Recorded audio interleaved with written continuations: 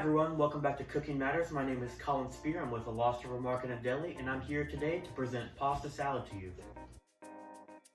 Let's start off with our ingredients. We're going to need 3 cups of pasta, 3/4 cup of vinaigrette, squash, cucumber, broccoli. The cooking utensils you'll need today are a chef's knife, large bowl, pot to cook your pasta in, a strainer to strain your pasta, cutting board, measuring cups. Today's food categories are vegetables and grains. Our first food prep, fill our pot with water and put it on our stove on high and let that come to a boil. While our water is coming to a boil, we can go ahead and start prepping our vegetables. So we'll want to go ahead and start with washing our squash, cucumber, and broccoli. We're going to start with our cucumber. Slice off one end, slice off the other. Go ahead and cut your cucumber in half. Lay one half to the side, go ahead and cut it in half again. Dice that up so you're left with little chunks this size. We can go ahead and do the same thing with our squash.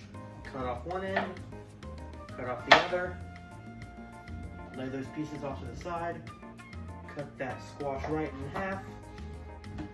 Slice that down the middle. And then just dice like we did the cucumber. Left with about the same size pieces. Once you've done this, you can take all of your diced up vegetables and add them into your bowl. Alright, next we're going to prep our broccoli. We're going to want to chop off the stem. Set that off to the side. Take this and slice it a few times across.